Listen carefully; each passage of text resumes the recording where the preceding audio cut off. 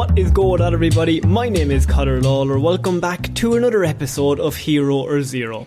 This is the Heroes for Hire podcast. This is the show where we choose one comic book character every single week. We talk their good points and their bad points, and we generally just give you a bit of a rundown of everything to do with that character. As always, I am joined by my partner in crime, Mr. Shaun Meehan. Shaun, how's it going? It's going well, Connor. You kind of took my bit of the intro there. Don't you usually throw it to me and I explain what Hero or Zero is? It really depends on how lazy I'm feeling. It changes week on week, I will say. Sometimes I just do the intro like, Sean's here, I'm here, just fucking, you have the gist at this stage, go on. The Patreon intros are gas, because you just like, yeah, this is what's going on. I mean, these people know. They're the patrons are the people that get the real us, Sean. This is all put on. This is all an act. We're not even friends off mic. The patron to start with me going, fucking talk, Sean, for fuck's sake. Fucking pull your weight for once. Say your fucking bit and we'll move on and we'll end the episode. Oh, Jesus. Oh, he sums me up as just a man who does bits, I guess. So, I mean, if this is your first episode of Hero or Zero, Sean, I'm not going to get you to explain it, because I kind of already did. Kind of have that covered. I normally choose DC characters, and you normally choose Marvel characters. Better characters. Mr. Echo. I'm back on this animosity vibe. We had so many, social clout. The amount of social clout we got from our animosity rivalry that we had for a while. That we just played into. We had a feud with The Rock for a little bit. It never took off. Well, I think that means we won, He's too afraid of us. Rock's fucking quaking in his boot. He's earthquaking. Me on your shoulders in a long trench coat is not as big as The Rock, but I think we could take him. I think between the two of us, we'd at least survive. 5 minutes. Yeah. So, Sean, this week on our DC Hero Zero, I have chosen a character that I don't think you'll probably know a lot about, but second of all, I think I may have chosen the most powerful character in DC Comics, or top 3. Okay, it's not. What's that one you've mentioned him a few? Is it the Monitor? So the Monitors are in the story, but that is not who I'm talking about. The Monitors are they're like a level below God. God in DC is called the Presence. And the Presence is like, doesn't Marvel have like Stan Lee? He's like there's the one above all, and then who just looks like Nick Cave, and then there's all the like Eternity and Entropy and all those kind of lads. There always has to be like some sort of character that's more powerful than everybody, no matter what. And so the Presence is that in DC. Then you have the Monitors, who are like a level below, and this guy is around there. I'm not quite sure if he's 2 or 3. Well, he's in contention, kind of a thing. Well, he's just you know what? Why this kind of stands out is, Sean, this guy's just a normal hero. He's in Justice League Unlimited. He's just part of the team. Who is he then? Captain Atom, Sean. We are doing Nathaniel Atom, Captain Atom. Not to be mixed up with The Atom. I was going to say, it's not Ray Palmer. Ray Palmer is The Atom. This is Nathaniel Atom, who plays Captain Atom. Now, the character of Captain Atom is a bit of an interesting one. It's the same as, a lot of stories we've covered, in that he was part of Charlton Comics in, like, the 1960s. So that's his first... Shazam and all them. Yeah, so that's his first showing. So that's before he even joins DC. Charlton Comics set him up, I think it was Space Adventures was the name of the comic. A fine imprint of comics. Fine imprint of comics, I'm sure. And so Charlton set him up. There's this dude called Captain Atom, and I think his name was Alan Adams or something like that. And then Crisis on Infinite Earth happened, and Charlton Comics kind of went out of business, stopped making a lot of money. Oh, no. Yes. Surely that's bad news for all the fans of those characters, Connor. Well, DC said, we'll take this, and this, thanks very much. They did the old yoink. Yeah, they cherry-picked the best items from the corpse. And because there was a lot of bad ones. I'm sure. They didn't go out of business for no reason. So they picked like 7 or 8. And so they brought them over. And one of them was Captain Atom, who in 1986 they then gave him his own post-crisis storyline. And they introduced him as Nathaniel Atom instead of I think Alan Adam, I think is his name. His original creators actually are Joe Gill and Steve Ditko, who created Spider-Man. Yeah, he did. Okay, yeah. I'm back on board.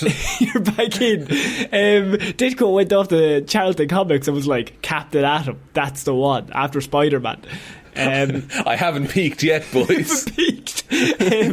So, yeah, as I said, in 1986, Captain Atom was launched in the post-crisis DCU with a new costume and a new solo series written by Carrie Bates. They ran for more than 50 issues, so pretty good. So the story begins in the Vietnam War in the 1960s. We have Captain Nathaniel Christopher Atom. So Captain Atom, not Captain Atom. Okay. Well, is it still atom based? No, he's just a captain in the army, and his second name is Adam. Okay, sorry. At the minute, he's got no superpowers. He just has a very inconvenient name, I would say. What's Blackagar Boltigan is Black Bolt's name. You leave Blackagar Bolt. That's the best name that's ever been in comics, Connor. We've got a superhero called Black Bolt. What's his first name? Blackagar? Okay. Blackagar. Boltigan. Blackagar Boltigan. Yeah. Say perfect. Bolt again? No, Boltigan. He was in the United States Air Force, and he's accused of a crime he didn't commit while overseas. No, this is the A team you're thinking of, Connor. Now he's a soldier of fortune. Given the option of execution or to take place in an unusual experiment, he, of course, took the unusual experiment, Shaun. You would give it a go as opposed to being executed. So, the idea is that you have the option of execution straight up, or weird experiment we're going to do that you have maybe a 3% chance of surviving. We're going to inject some of this. Yeah. Just weird, like... No, it's worse. It's worse. Oh? It's not an injection. It's even more, I would say, fatal to, the odds. Radiation. They're going to irradiate him. Along those lines. Of course, if he survives, he gets a presidential pardon, Shaun. What have I got to lose, Connor? It's all there for me. Obviously, he chose the latter and participated in a project called Project Atom. So he's placed in a chamber in an alien spaceship. Okay, sorry. Yeah. Where did the alien spaceship Roswell's happened from now, Shaun. I mean, an alien spaceship has come to Earth, and there's no aliens inside, but they've found the spaceship, and they're like, we're going to experiment on this. Okay, can I just say, there's been a couple of times in my Marvel reports where I've brought up the fact that they came across an alien spaceship and they got powers, and you described that as ludicrous. Okay, so I just want that on record. Oh, I am an absolute hypocrite. I think this is a great idea. I stand by it. So look, there's an alien spaceship. They want to test how strong the alien spaceship is. So what they're going to do, they're going to put Nathan in the spaceship, okay? And they're going to have him just in there, and then they're going to test the durability of the spaceship by exploding a nuclear device underneath it. Why do they need to put a man inside? To see how durable it is. I can tell you if something's durable if it survives a nuclear blast, Connor. Well, Indiana Jones survived in a fridge. Yeah, that's the durability of the fridge. The fridge would have survived with or without Indiana Jones inside of it. That's a very good point, well made. The idea is, I think they're just like, we want to see how strong these alien technologies are. Right, whether the person inside will get bashed around a little bit because of the atom bomb. And he's going to get executed the other way. So, if you're going to take like Death by Firing Squad or Death by, a nuclear bomb being dropped on an alien spacecraft, I know what I'm picking. And it's going off underneath you, so you're definitely dead in a millisecond. It's not like slow radiation death, which would not be great. No. Well, no death is great. No. But Yeah, seeing it fall from the sky and a man waving a cowboy hat on top of it, at least you have a bit of fun in your last moments. There was little chance of survival. And when the test occurred, Nathaniel Adam left behind his wife and his child with the world he knew as the bomb. And Shaun, I'm going to need you to come with me here. Okay. The bomb didn't just kill him. Because it blew up this alien spaceship, there's technology now inside him. It sent him into the future over 20 years. No, it didn't, though. It did, though. It can't. That's the worst one. That's the worst. Just put him in a coma. Put him in a coma. Fuck me, a nuclear bomb. A radiation-based coma. Not because it landed on technology he time travelled. Look, here's the idea, right? Bob goes off, they come back, and there's nobody in the spaceship. They're like, oh man, what the fuck is this? This is weird. No spaceship, no Nathaniel. What's going on?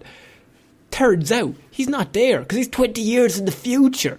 And when he arrives in the future, Shaun, the alien ally has bonded with him, causing him to have a sleek, silvery skin. And bizarre, extraordinary powers. Oh, I was hoping there'd be extraordinary powers in this report. After being a little disgruntled, he discovered his wife had remarried. I mean, it's been 20 years, dude. Like, come on. You left. What actually is amazing about this story is the guy who put him up to this, Ailing, I think is his name. He's the sergeant. He's like the dickhead. And he's like, you're going to do this because you're a fucking disgrace. He actually was the one that remarried Nate's wife. No. Yeah. Oh, no. I think that was just for drama. He's like, who's married my wife? Ailing. Oh, well, at least it's someone I definitely have no prior connections with. Yeah. I mean, there's a big world out there. Surely she's found somebody else. So he regains coherence and he finds himself a man out of time. And, I mean, he's also now back in the hands of the army, Shaun, because you're going to love this. Because Ailing is now a general and the second husband of Adam's wife. Okay. Everyone had assumed Adam had died during the experiment, so his presidential pardon was never issued. No! And the current government refused to acknowledge the previous administration's promise. So he's still accused of this crime he didn't commit. He's still under the government's rule, Shaun. They own him now. They still own him, and now he's got superpowers. Can you see where this is going? He becomes a monk. Seizing the opportunity at hand, the government used the outstanding murder treason charges against Adam to blackmail him into being a government-controlled superhero, codenamed Captain Atom. And he's like, that's quite good, actually, because my last name is Adam. You're actually not going to believe this, but I was actually called Captain Atom back in the day. Because 20 years ago, you know, the past where I'm from, where I was He's definitely... got like a big whiteboard. They're all just sitting there quietly. He's plotting it out for them. The government gave him a false origin for use in public and assigned him the alias of Cameron Scott, an Air Force intelligence operative. It was during this time he met the superpowered terrorist Plastique, who I'm pretty sure he marries at some stage. But that's just a small part of the story. I'm not even going to cover it. He just married Plastique for a little bit. So his old bully sergeant marries his wife, and he marries a terrorist. A superpowered terrorist, yeah. Good to know where this man's at. As Captain Atom, Adam served under Ailing reluctantly until he succeeded in clearing his name. Eventually, Atom rebelled against Ailing, resigned from the Air Force and found some fulfillment as an actual superhero. He joined the Justice League at the request of the US government, eventually serving as the leader of Justice League Europe. Very good. And did the government want like a hand in the Justice League? Is that why they kind of put him I think to he it? was meant to be like their inside man, but then he just was like, I don't want anything to do with the government either. Government fucked me over literally every chance they've gotten in the last 25 years. That man is a fucking machine, pointed at Ailing. He's got magic hips. So Captain Atom, at this point, there's so many stories that I there's so many stories where he goes into different dimensions. He goes into... So his powers and abilities is like 3 pages long. It's probably as long as Martian Manhunter. Okay, so he can just do anything, basically. So he can do anything. Okay, I guess it's because just atom bomb alien technology is so broad. He can do whatever's required of him. The vaguer, the more vague, the better, really. Yeah. Okay, so he can, without getting onto powers and abilities straight away, he can hop between dimensions. He's hopping dimensions, Shaun. And not only that is he can time travel. If he uses enough power, or if he gets enough power within him, he gets time hopped to certain parts. So like the 51st century, he can hop to like just accidentally if it happens. Wow. But there's one story in particular that Captain Atom really stands out in that. So actually 2 things of trivia I have. One, to kind of prove how strong he is. There are actually 2 pieces to prove how strong he is. One, he has remade the universe. Once when he lost his dog, he broke down the whole universe and rebuilt it in the universe that his dog was still alive. Oh, the main DC universe, he just... Oh yeah, all of the universes. He could just do it for any of them. That's fucked. Okay, I like that. 2, Dr. Manhattan from Watchmen is based off of Captain Atom. Oh, wow. Yes. Doesn't Dr. Manhattan... Is God in DC. Yeah, he remade it after New 52, didn't he? Yeah, he was the one that they found... Well, the Flash found out that he remade it. That's insane. So, Dr. Manhattan, who is like the most powerful being ever, he's based off of Captain Atom. That's absolutely fucked. Which is mad, because nobody really knows anything about Captain Atom as a character. No, but I think Dr. Manhattan is more of a household, not household, but like more of a commonly known hero. Yeah. So what happens is he goes to there's a whole bunch of stories where he goes between universes and he's meeting all these characters, and about 900 of them, Shaun. So I didn't want to get started on this, because if I did, we'd never get out of this episode. But what I'm going to say is he was on a mission in a different universe, and he returned. He was trapped there until the Infinite Crisis, when Superboy Prime punctured the breach. So he punctured a hole in time. Right. And as the breach exploded, Captain Atom came back to our universe. Okay? So that's all you need to know for how the story begins. That's how he ended up in the mainline DC. Yeah, so back here. So he was here, then he went away for a little bit, and now he's back. After returning to DC proper, Captain Atom appears to be fatigued upon his arrival in Bloodhaven. Unaware of the oncoming danger nearby, he is blasted in the back by a monitor with an energy blast. That's right, the monitors are in this story, Shaun. Okay. The result leaves him knocked out, with his metal skin cracked in several places. And that's presumably the first time he's ever properly been hurt. Yeah, because the monitors are like gods as well. So he is contained inside a lab. So they get out there, they save him, and they get him back. Because I think the idea is because he had just recently not time hopped, dimension hopped, I suppose, multiverse hopped. Universe jumped. Yeah, he's weaker. So then he got caught just as he was coming back when he was a bit slower. And so the humans all go out and they all take him into a lab deep within the city, and they start to it's basically used to administer radiation treatments to metahumans. And damages to his skin had left him comatose, unable to keep him and his body's radiation within safe levels. So like ready. So it's like a reactor has a crack in it. Exactly. And so they're like all shitting themselves because like Bloodhaven's about to go. As a result, they were forced to keep him contained within a bunker. And after they found a suit, a containment suit that they could use. And it was previously owned by, I think it was a different dimension hopper that came to Earth, and then the Justice League defeated him. He was called Monarch. Okay. And like the butterfly. Yeah, so they just took his suit, right, before he left, okay? Okay. And so he's fitted with this new alien suit to be like, right, this is going to contain him, I think, because otherwise we're all dead, to keep his quantum radiation levels under control. Captain Atom wakes up, And he seems to be quite annoyed after sensing a powerful energy signature.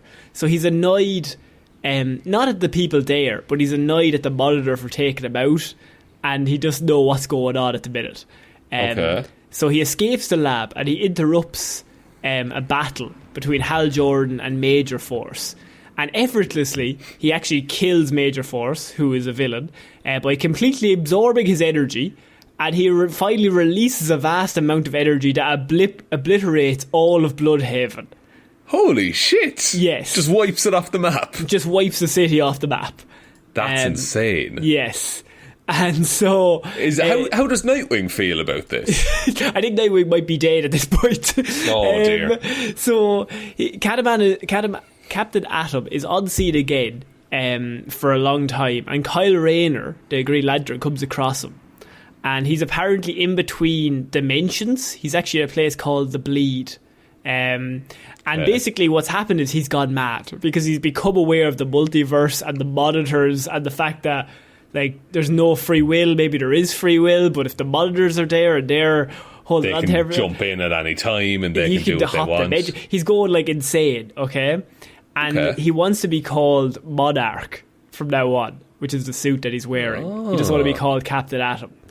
And he plans to basically attack all of the monitors who look after all of the dimensions. So he's just going to take on all of the gods, basically. He's Gore the God Butcher. I'm liking this guy. Yes. And he basically wants to kill them all in order to become the ruler of a unified Earth. So he's just like, I just want one. And I just want it to make sense. Yeah, that's fucked. That's great. I knew you'd be in on this story. This is amazing. And so, under the alias of Monarch, Captain Atom had been spending time in the Bleed. And in the process, he becomes mentally unstable, as I said. Mm-hmm. And he begins to plan to build an army to fight against the monitors of the multiverse. So he's not doing it alone, Shaun. He needs an army. But he's a military man, Connor. But here's the thing. An army doesn't just come, doesn't come cheap. What he needs is the best of the best. And so he goes through different Earths, all the different universes, Earth 8, Earth 52, Earth 3. He's going to all of them to try and find the most powerful beings that he can get to join him on this mission to attack the gods. Okay, and is it other versions of heroes that we know that he's bringing in? Yes, it is, Shaun. Class. He sought to choose the best of the best, and that could only be determined in battle, Shaun. In a coliseum made by him in his quantum universe, he brings all of the heroes that he's chosen into the coliseum. This is very Secret Battle Wars World. in Marvel. Battle World. Yeah. Secret Wars, Battle World, it's the same thing. I think it came out in 2001. When was Battle World? Secret Wars originally was I think it was 97. Okay. It might have been earlier than that. But it was a big crossover event. And then they redid it later on, 2011, I think. So he brings all of them in, and he basically gets all the heroes to fight amongst themselves. And they're all fighting. Batmans are fighting Batmans. Supermans are fighting Supermans. Wonder Womans are all the same, right? They're all just killing each other. And he wants the best Superman from all the Earths. And he wants the best Batman from all the Earths. So he's just whittling it down. Yeah, he's I'm going to bring in all 3,000 Batman and just have a 3,000 Batman off, and whoever's last, I'm going to take him as my Batman. Batman doesn't kill. How does that work? Well, maybe our Batman doesn't kill. Oh, shit, okay. I like it. And so eventually he actually gets drawn into the battle in the Coliseum, and his armour was able to shrug off the willpower-based attacks of 3 Green Lanterns at once without a scratch, and he himself was able to overpower, toss and smack around 3 Supermen with ease. Holy shit. How was anything a threat to this man? No. Out of the heroes he captured, Red Sun Superman and Liberty Files Batman were able to figure out that Captain Atom was under the Monarch suit, but neither of them won. So his army of soldiers eventually it came down to the fact that 2 of Atom's counterparts, Breach and Quantum Storm, so they're just basically, I don't want to they're basically Captain Atoms, but in different versions, just in different universes. Right, so one of them became Monarch Captain. Yeah, one Atom. of them became Breach, one of them it's the same man, but just in all the different Earths. They escape the universe, and their plan is to gather all of the Captain Atoms together from all the different universes to fight against Monarch, because that's now the plan. As they all arrive, the plan backfires as it's revealed that Breach, who is one of them that went out, was brainwashed into bringing all of his 51 counterparts in order to kill them and absorb their power, Shaun. So, as powerful as Monarch, our Captain Atom, is, he's now 52 times as powerful as that. He's killed all the other versions of himself in all the other Earths. That's metal as hell. I love it. Isn't it? He was able to single-handedly eradicate every incarnation of himself and absorb them into his very being, becoming more powerful in the process. In the end of it all, his strike force consisted of, and you're going to like this, Ray Palmer from Earth 6, Eve of Shadows, Earth 13, Red Sun Superman from Earth 30, Vampire Batman from Earth 43, the monstrous Scarab, who would be Blue Beetle Scarab, but he's just a monstrous Scarab, Earth 26, Hal Jordan Jr., Earth 12, Star Woman, Earth 7, and Johnny Quick from Earth 3. Sorry, Johnny Quick seems to have done really well for himself there. Being he on killed that all team. the other Flashes. Oh, okay, yeah. But the name Johnny Quick doesn't work for me, I'll be honest. Maybe that's what it is, they underestimate him. Barry Allen and Wally West were there like, who the fuck is Johnny Quick? Fucking Johnny Quick will trip over himself there now. And he's just a stone cold killer. And yeah, Johnny Quick he has exactly the same powers as the Flash, but also 2 knives. And he loves using them. So he finally goes to war with his new team against the Monitors on Earth 51. During the war, Monarch is finally confronted. He kills so many of the Monitors, by the way, in this war. He kills multiple from all different Earths. He's killing gods with this team. That is significant. Monarch is finally confronted by one man that we have discussed here on the show, Shaun. There's only one man strong enough in DC that could possibly in any way harm this man. Superman Prime, Shaun. Yeah, this wasn't that long ago that we talked Superman Prime. Can you remember what Superman Prime was? So Superman Prime it's canonically it's our Superman, but years and years and years and years in the future. And he's just spent all that time training and basically absorbing. Like I remember he sets up a base in the middle of the sun. Because Superman gets all of his powers from the sun, so Superman Prime lives on the sun. Yeah, and so he has lived like generations and generations, and like the Superman title is passed down, but he's the first Superman. Yeah. And he's the strongest Superman there has been or ever will be. So eventually the Monitors realise we're fucked here, and they go get Superman Prime. So God goes to Superman Prime for help. Like, he's fucking us up here, lad. Clarke, we thought we had this. We thought we had this, man. Oh yeah, I shot him in the back there in Bloodhaven like 6 weeks ago, and he's pissed.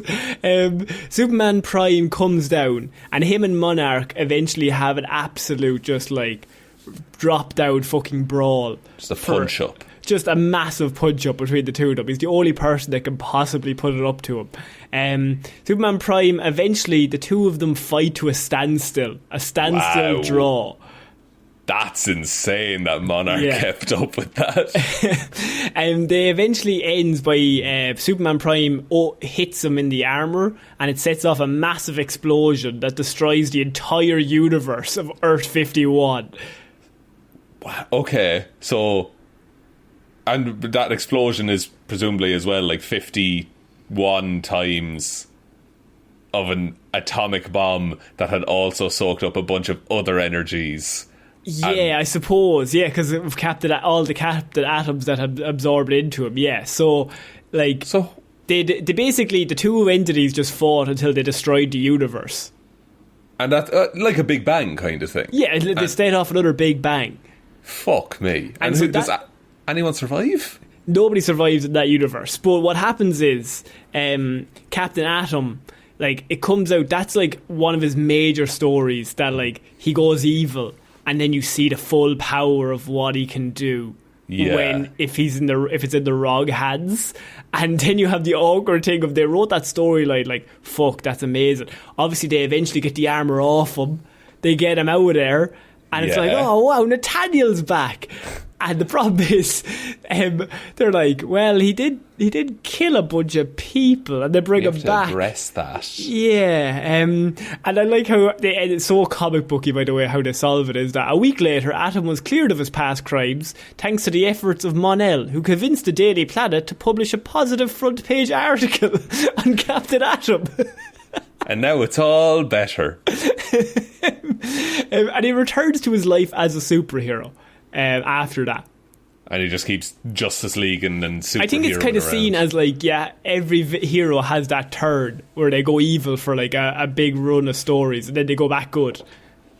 Yeah, and then it's like they've learned from it, and they're a better hero now because of it. There's only one last story I wanted to cover. It's very small, but in the future, in the present, the Toy Man has sent a rocket ready for Superman to use in order to destroy it's full of kryptonite. Basically, it's a kryptonite rocket, and he sent it towards Earth, and it's going to blow up all of the Earth. And Captain Atom shows up, and Superman's like, I'm going to grab that rocket, I'm going to take it away from Earth and like fly it into space. And Captain Atom's like, you're going to die if you do that? Like, that's really dumb. And Superman is like, no, I'm the perfect guy. Captain Atom knocks Superman out by channeling his quantum energy through his fist, before handing Batman Superman, and he tells him he did it because Superman wouldn't allow him to take the rocket instead, because Superman he's too good, he's too noble. He also tells him that if he takes the rocket, he could absorb the excess kryptonite radiation and save Earth if he does. So why wouldn't Superman listen to that? Superman's just a tick. I'll do it. So taking the rocket into space, Captain Atom leaves behind a star log. And in it, apart from everything else, he admits that all he ever wanted was to be accepted, just like Superman was on Earth. As the rocket collides with the meteor, both it and the meteor explode, and Atom absorbs the kryptonite radiation. And eventually, I think with the kryptonite radiation, he actually is sent forward in time, and so they hold a funeral for him on Earth. Right, okay, so it was a sacrifice that he made then. Now, what I will say is I covered 1986 to like 2011, so that's New 52. In the New 52, he gets more powerful. They gave him more powers. That's wild. And then I think they kind of nerfed him a little bit in Rebirth in like 2016 or something. But for like a 5-year span there, he was basically just... He was just brokenly powerful, like. But he's brokenly powerful anyway. So, the powers and abilities, Shaun, Captain Atom, we have a lot of them here. Think of any power. Dilustial armour, I think is the first one. Captain Atom's metallic shell or skin is composed of a portion of the alien, from the alien ship, obviously. Pieces of the alien's metal body were used in the Captain Atom project. He is partially armoured, and he's able to access the quantum field. Now, the quantum field is basically all energy. It's basically everything in the universe. Okay, so that's quite similar to the Phoenix Force in Marvel, which is all energy that has ever... does or will ever exist. That's a really good explanation of what the quantum... It's basically insane. That. And he has access to that. He has time travelling capabilities without quantum jumping and can travel ahead in time using concentration. The process is exhausting, but he can do it. Can he go back? He can also go back. Oh, good. Atomic transmutation. Captain Atom has demonstrated atomic transmutation powers similar to Firestorm. As he was able to turn both Maul and Engineer back to their human forms, and once turned Green Arrow's quivers into butterflies, in that he can just change what things are. Anything. He can change matter. He can change atoms of things. That's maybe too powerful. Green Arrow fired an arrow at him and he turned it into butterflies, knowing full well, this is the biggest bit, the arrow also wouldn't hurt him. He was just proving a point. It's just shithousery at the highest level. I respect that in a hero. Like the arrow also would just bounce off me, but I'm going to make it butterflies for the crack. Yeah, it's not even going to touch me. He's got energy absorption, flight, immortality, invulnerability.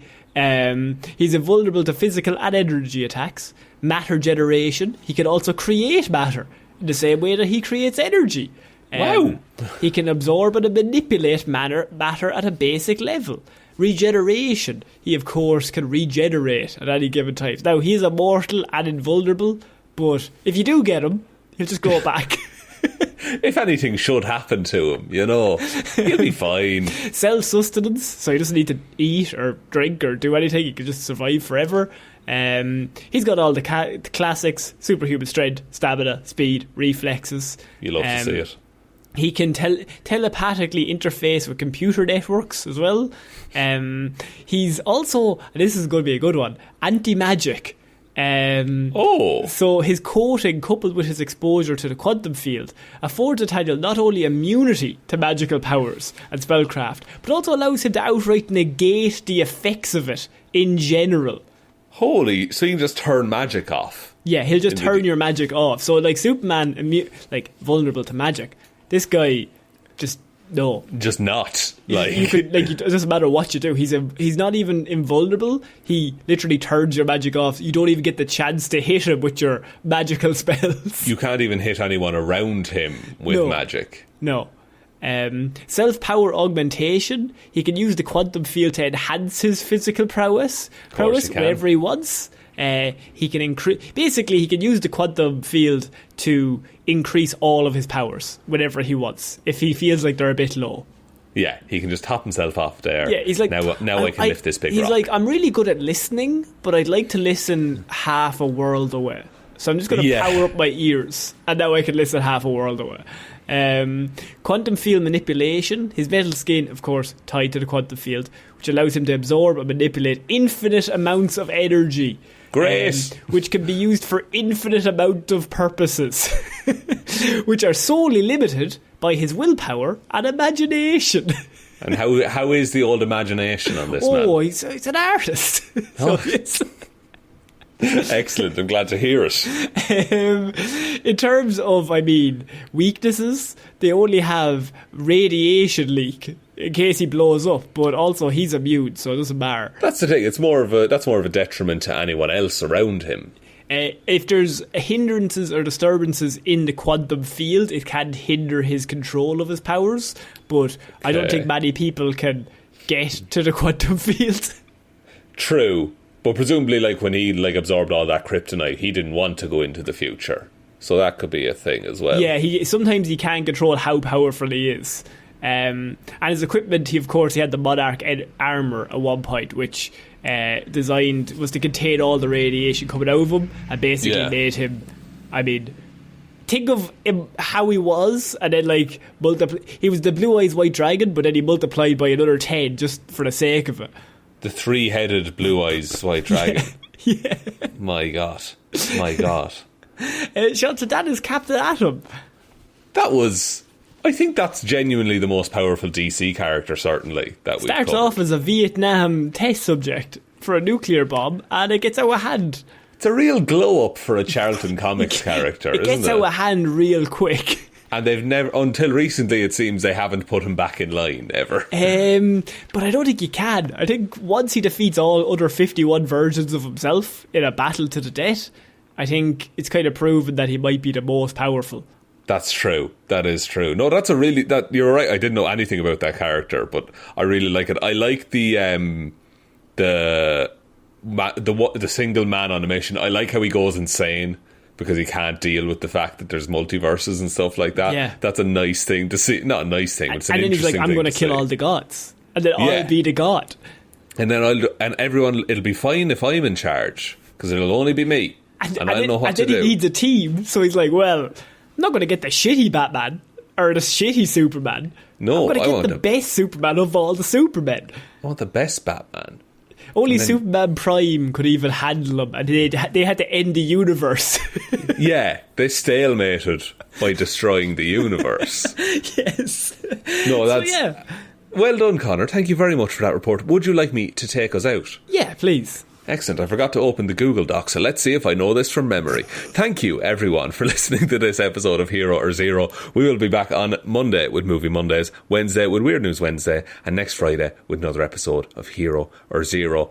Big thank you to everyone who supports us over on Patreon, patreon.com/Heroes for Hire podcast. Going up soon there, the finale of our Ms. Marvel Disney Plus series review. All of our extra reviews go up there. There's Disney Plus stuff. There is older movies, the Lazarus Pit, we like to call it, where we just have a bit of a chit-chat about an older film. So head on over to the Patreon if that interests you.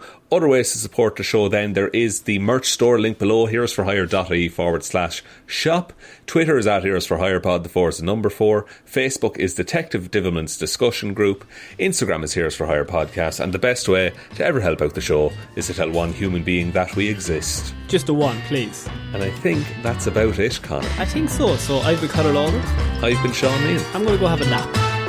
I think you should. I'm going to go to another universe and explode. Okay. Bye, guys. Bye.